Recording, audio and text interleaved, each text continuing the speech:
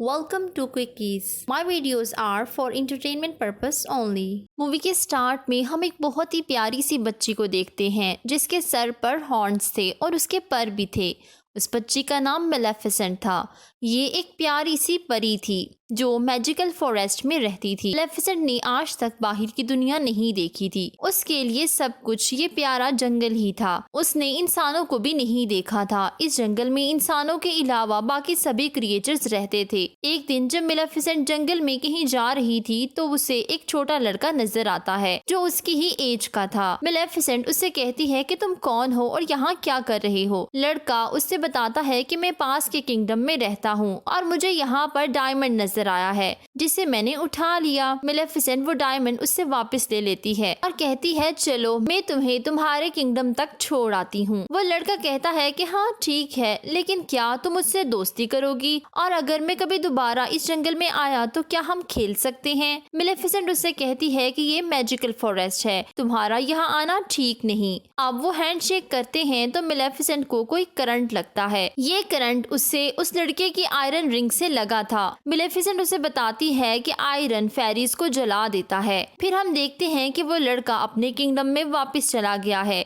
मगर जिस किंगडम से वो आया था उस किंगडम के लोग मैजिकल फॉरेस्ट पर कब्जा करना चाहते थे। वक्त गुजरने के साथ उस लड़के की मेलेफिसेंट से काफी अच्छी दोस्ती हो जाती है। उनके जहन में ये बात थी ही नहीं कि हम दोनों अपोजिंग किंगडम से हैं। ये दोनों एक साथ खेलते थे और इसी तरह कई साल गुजर गए। अब ये दोनों 16 के हो गए थे। वो एक दूसरे को लाइक भी करने लगते हैं। मेलेफिसेंट को लगता था कि इंसान परियों के दुश्मन नहीं है, बल्कि वो बहुत ही अच्छे होते हैं, लेकिन उसे क्या पता था कि इंसान तो लालची होते हैं। एक दिन मेलेफिसेंट अपने फ्रेंड के बारे में सोच रही थी कि उसे आए काफी दिन हो गए हैं। मेलेफिसेंट को उसकी एक बात भी याद आती है कि उसने कहा था जब वो बड़ा होगा तो अपने किंगडम पर कब्जा कर लेगा और उस कासल को पा लेगा। अब दिखाया जाता है कि एक दिन मेलेफिसेंट बैठी हुई थी। वो देखती है कि उस किंगडम का किंग अपनी आर्मी और हॉर्सेस के साथ जंगल पर कब्जा करने आया है। मेलेफिसेंट अपने जंगल को प्रोटेक्ट करती है। वो उठ खड़ी होती है। मेलेफिसेंट अब पहले से काफी ज्यादा पावरफुल हो चुकी थी। वो किंग से कहती है कि तुम मेरे जंगल में नहीं आ सकते। किंग कहता है कि मैंने तुमसे पूछा नहीं, और साथ ही वो अपनी आर्मी को ऑर्डर देता है कि मुझे इसकी डेड बॉडी चाहिए। फिर किंग की आर्मी उस तरफ बढ़ने लगती है, मगर जंगल की स्ट्रेंज क्रिएचर्स हॉर्सेस पर बैठे हुए उन पर अटैक करने लगती हैं। किंग और उसकी आर्मी पूरी तरह से जख्मी हो जाती है। वो लोग वहाँ से डर कर भाग जाते हैं। किंग काफी बूढ़ा हो चुका था और कमजोर भी। किंग सबको इकट्ठा करके कहता है तुम लोग जानते हो कि जंगल में कितना ज्यादा खजाना है और कब से हम इस जंगल पर कब्जा करना चाहते हैं। अब मेरी कंडीशन ऐसी नहीं कि मैं फाइट कर सकूं, लेकिन मैं तुम लोगों से वादा करता हूँ तुम लोगों में से जिसने भी मेलेफिसेंट को मार दिया मैं उसकी शादी अपनी बेटी से करवाऊंगा। तभी उनमें से एक लड़का कहता है कि मैं वहाँ जाऊंगा, और ये बात काफी हैरान कुन थी क्योंकि ये वही लड़का था जो मेलेफिसेंट का फ्रेंड था। हम देखते हैं कि वो लड़का यानी स्टेफन जंगल में मेलेफिसेंट से मिलने जाता है। ये लोग कई सालों बाद मिले थे। मेलेफिसेंट उससे पूछती है कि इतना अरसा तुम कहाँ थे, तुम्हें मेरा ख्याल नहीं आया। स्टेफन उसे कहता है कि मुझे माफ कर दो, मैं थोड़ा मसरूफ हो गया था, मगर मैं आज तक तुम्हें नहीं भूला। मैं अब भी तुम्हें ये बताने आया हूँ कि हमारा किंग तुम्हें मारना चाहता है, बस तुम अपना ख्याल रखना। फिर वो दोनों बातें करने लगते हैं। मेलेफिसेंट उससे कहती है कि मैंने तुम्हें माफ किया क्योंकि वो अपने फ्रेंड पर यकीन करती थी, मगर स्टेफन तो एक लालची इंसान था। वो पानी में ड्रग्स डाल के मेलेफिसेंट को बेहोश कर देता है। स्टेफन अपना चाकू उठाकर उसे मारने लगता है, मगर नाकाम हो जाता है। नेक्स्ट मॉर्निंग जब मेलेफिसेंट की आंख खुलती है तो वो देखती है कि उसके पर नहीं है और वहाँ पर जख्म हुए हैं। मेलेफिसेंट को अपनी आंखों पर यकीन नहीं आता। वो रोने लगती है क्योंकि अब वो उड़ नहीं सकती थी। दूसरी तरफ हम स्टेफन को देखते हैं जो मेलेफिसेंट के पर लेकर किंग के पास जाता है। वो कहता है कि ये ले, मैंने अपना वादा पूरा कर दिया। किंग को बहुत खुशी होती है। किंग पर लेकर उसे किंगडम का किंग बना देता है और इस तरह स्टेफन का ड्रीम भी पूरा हो गया था। दूसरी तरफ हम मेलेफिसेंट को देखते हैं जो काफी उदास थी क्योंकि उसके साथ अब उसके पर नहीं थे। थे। एक दिन जब वो जंगल में जाती है तो देखती है कि शिकारी जंगल में एक कौवे को मार रहा है। उससे ये बर्दाश्त नहीं होता और वो कौवे को इंसान में बदल देती है। शिकारी डरकर भाग जाता है। उस कौवे को इंसान बनकर काफी खुशी होती है। फिर वो मेलेफिसेंट के पास आकर उसका शुक्रिया अदा करता है और कहता है कि मैं सारी जिंदगी आपकी खिदमत करूंगा। मेलेफिसेंट उसका नाम डेविल रखती है। डेविल उसे सारी इंफॉर्मेशन लाकर देता था। इस तरह मेलेफिसेंट भी जान जाती है कि कैसे स्टीफन ने किंग बनने के लिए उसे धोखा दिया। मेलेफिसेंट को इंसानों से नफरत हो जाती है। दूसरी तरफ हम देखते हैं स्टीफन किंग की बेटी से शादी कर लेता है और अब उनकी एक प्यारी सी बेटी होती है। किंगडम में सेलिब्रेशंस हो रही थी। इस बात का फायदा उठाकर मेलेफिसेंट भी वहां जाती है और बेबी के लिए विश करती है। वो कहती है कि बेबी तुम बहुत प्यारी हो, मगर जब तुम 16 की होगी तो तुम्हें एक सुई चुभेगी जिसकी वजह से तुम कभी ना उठने वाली नींद सो जाओगी। स्टीफन उसे कहता है कि प्लीज ऐसा ना करो, तुम मेरा बदला मेरी बेटी से क्यों ले रही हो।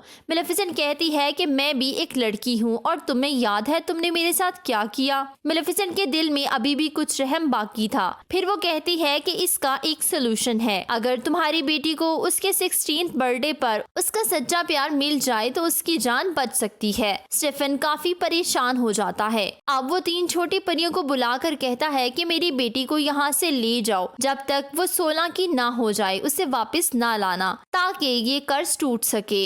फिर वो जंगल पर अटैक करने जाता है मगर नाकाम हो जाता है क्योंकि जंगल की बाउंड्रीज को मेलेफिसेंट ने पहले ही अपनी पावर से कवर कर दिया था ताकि कोई भी इंसान जंगल में ना आ सके। फिर हम प्रिंसेस यानी स्टीफन की बेटी को देखते हैं जिसका नाम अरोरा था।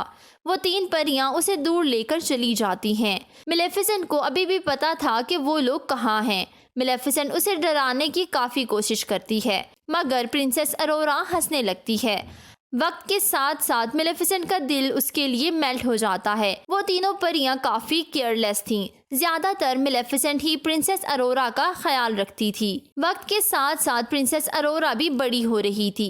प्रिंसेस अरोरा अब पूरे 15 की हो गई थी, यानी कर्ज पूरा होने में सिर्फ 1 साल बचा था। वो 3 परियां अब जहां पर उसे लेकर आई थी उसके आसपास बाउंड्री बनी हुई थी, यानी काफी ऊंची लकड़ियां पड़ी थी। प्रिंसेस अरोरा ने आज तक बाहर की दुनिया नहीं देखी थी, बिल्कुल वैसे ही जैसे मेलेफिसेंट ने नहीं देखी थी। वो भी ये जानना चाहती थी कि आखिर इस सब के बाहर क्या है।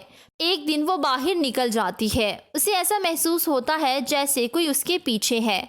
जब वो आवाज देती है तो कोई भी बाहर नहीं आता, मगर फिर उसे मेलेफिसेंट नजर आ जाती है। प्रिंसेस अरोरा उसे देखकर चिल्लाती है और कहती है, आप तो वही हैं जो बचपन से मेरा ख्याल रखती हैं मगर कभी भी मेरे सामने नहीं आती। आप तो मेरी गॉड मदर हैं। मैं आपको पहचानती हूँ और आपके साथ जो कौवा है मुझे ये भी बहुत पसंद है। मेलेफिसेंट को इस जवाब की बिल्कुल भी उम्मीद नहीं थी। अंदर ही अंदर वो खुश हो रही थी क्योंकि वो दिल की बहुत ही अच्छी थी। मेलेफिसेंट अरोरा से प्यार करने लगी थी। अब मेलेफिसेंट नहीं चाहती थी कि जो कर्ज उसने दिया वो पूरा हो। उन दोनों में काफी अच्छी दोस्ती हो गई थी। वो बिल्कुल मदर डॉटर की तरह बातें करती थी।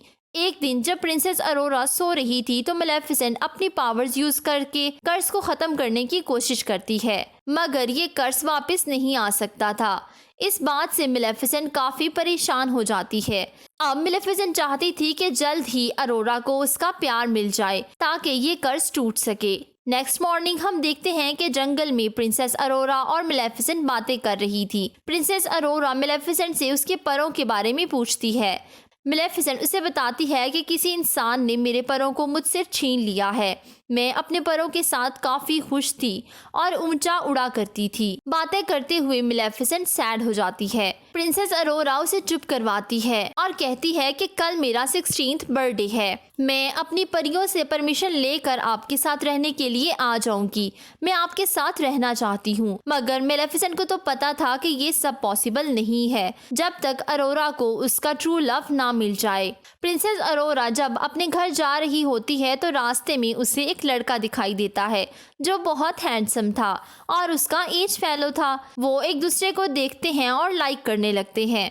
फिर प्रिंसेस अरोरा अपने घर आ जाती है और उन परियों से कहती है मैं यहाँ से जाना चाहती हूँ। वो कहती है कि मैं इस घर से दूर मेलेफिसेंट के पास रहना चाहती हूँ। परियों को लगता है कि शायद प्रिंसेस अरोरा को इस बात का पता चल गया है कि उसके पेरेंट्स अभी भी जिंदा हैं और वो अपने किंगडम जाना चाहती है। फिर वो तीनों परियां उसे सच बता देती हैं कि किस तरह एक इवल फेरी तुम्हारी जान लेना चाहती है। वो बताती हैं कि वो इवल फेरी कोई और नहीं बल्कि मेलेफिसेंट ही है। प्रिंसेस अरोरा को यकीन नहीं आता और वो उदास हो जाती है। वो मेलेफिसेंट से कहती है कि क्या जो मैंने सुना वो सच है? तो मेलेफिसेंट उसे प्यार से कहती है कि हाँ ये सच है, मैंने ही तुम्हें कर्ज दिया था मगर अब मेरा दिल बदल गया है। ये सब मैंने तुम्हारे फादर की वजह से किया था, पर अब मैं तुम्हें कोई तकलीफ नहीं देना चाहती। मैं तुमसे बहुत प्यार करती हूँ। मगर प्रिंसेस अरोरा हर्ट होकर वहाँ से चली जाती है। वो सीधा अपने किंगडम की तरफ जाती है। प्रिंसेस अरोरा अपने फादर के गले लग जाती है। वो कहती है कि मैंने आपको बहुत याद किया, मुझे लगता था कि शायद मैं इस दुनिया में अकेली हूँ। स्टेफन को उन तीनों परियों पर बहुत गुस्सा आता है कि जब मैंने तुम लोगों से कहा था अरोरा को उसकी 16 बर्थडे से पहले नहीं लेकर आना, तो तुम लोग उसे एक दिन पहले क्यों ले आए? स्टीफन आर्मी को ऑर्डर देता है कि इसे या तो वापस छोड़कर आओ या इसके कमरे में बंद कर दो, जहां इसके आसपास कोई भी सुई ना हो और ना ही कोई इसके कमरे में जाए। मगर किंग कर्स को रोक तो नहीं सकता था। जैसे ही प्रिंसेस अरोरा का 16 बर्थडे आता है तो कर्स के असर से प्रिंसेस अरोरा खुद ब खुद उस जगह पर चली जाती है जहाँ पर स्पिनिंग पिन थी। कर्स की वजह से वो खुद ही उस निडल को टच करती है और बेहोश होकर गहरी नींद में चली जाती है। किंग काफी अपसेट हो जाता है। उधर मेलेफिसेंट भी परेशान थी। फिर वो उस लड़के को ढूंढ लाती है जो उस दिन रास्ते में अरोरा को मिला था। मेलेफिसेंट को लगता था कि शायद ये दोनों एक दूसरे को पसंद करते हो और अगर ये उससे मिल ले तो प्रिंसेस अरोरा जाग सकती है। फिर मेलेफिसेंट उस लड़के को लेकर प्रिंसेस अरोरा के पास जाती है। वहाँ 3 परियां जिन्हें प्रिंसेस अरोरा के लिए रखा गया था। वो किंग से कहती हैं कि आप भी प्रिंसेस अरोरा के फोरहेड पर किस करें, हो सकता है कि वो आपसे सच्चा प्यार करती हो और जाग जाए। किंग कहते हैं कि नहीं, मैं किसी का ट्रू लव नहीं हो सकता, मैंने मेलेफिसेंट को धोखा दिया, इस वजह से ही ये सब हो रहा है। वो लड़का भी प्रिंसेस अरोरा को किस करता है मगर वो नहीं जागती। मेलेफिसेंट समझ जाती है कि ये उसका सच्चा प्यार नहीं है। मेलेफिसेंट परेशान होकर रोने लगती है। वो अरोरा से कहती है कि मुझे तुम्हारी स्माइल याद आएगी, मैं तुम्हें नहीं भूल पाऊंगी। और फिर मेलेफिसेंट उसके फोरहेड पर किस करती है और वहाँ से जाने लगती है। मगर तभी उसे आवाज आती है, रुकिए गॉड मदर। और ये आवाज किसी और की नहीं बल्कि प्रिंसेस अरोरा की थी, क्योंकि प्रिंसेस अरोरा का ट्रू लव मेलेफिसेंट थी। मेलेफिसेंट उसे दिल से प्यार करती थी। प्रिंसेस अरोरा कहती है कि मैं आपके साथ जंगल में रहना चाहती हूँ। मेलेफिसेंट उसे अपने साथ लेकर जाने ही वाली थी कि तभी स्टेफन के लोग उस पर जाल डालते हैं और ये जाल आयरन का था। आयरन तो फेरीज को जला देता है। मेलेफिसेंट बिल्कुल बेबस होती है। वो अपने कव्वे को ड्रैगन बना देती है। फिर वो ड्रैगन अपने मुंह से आग निकाल कर सभी लोगों को जलाने लगता है। इस तरह मेलेफिसेंट भी आजाद हो जाती है। पर तब किंग स्टेफन आ जाता है। उसने आयरन शील्ड पहनी हुई थी ताकि मेलेफिसेंट को मार सके। दूसरी तरफ प्रिंसेस अरोरा को मेलेफिसेंट के विंग्स मिल जाते हैं। विंग्स ऐसे मूव कर रहे थे जैसे उन्हें मालूम हो कि उनकी ऑनर करीब ही है। फिर प्रिंसेस अरोरा उन विंग्स को आजाद करती है और वो खुद ब खुद मेलेफिसेंट से अटैच हो जाते हैं। मेलेफिसेंट अब उड़ सकती थी। वो स्टेफन को अपने साथ लेकर उड़ जाती है। स्टेफन उस पर अटैक करने लगता है। वो दोनों ही गिरने लगे थे। स्टेफन ने मेलेफिसेंट के परों को पकड़ा हुआ था ताकि वो उड़ ना सके। मेलेफिसेंट अपने पर खोल लेती है और उड़ जाती है, लेकिन स्टेफन गिरकर मर जाता है। वो लालची इंसान अब इस दुनिया से चला गया था। सब कुछ नॉर्मल हो जाता है। नेक्स्ट मॉर्निंग हम देखते हैं कि मेलेफिसेंट उन सब बाउंड्रीज को हटा देती है जो उसने जंगल के गिर्द लगाई थी। जंगल में फिर से फूल खिलने लगते हैं। हर तरफ ग्रीनरी हो जाती है। मेलेफिसेंट प्रिंसेस अरोरा से कहती है, आज से तुम इस जंगल की क्वीन हो। अब वहाँ का किंगडम और जंगल मिल चुके थे और सब खुशी खुशी रहने लगते हैं। Please don't forget to subscribe, follow my social handles. Thank you for watching.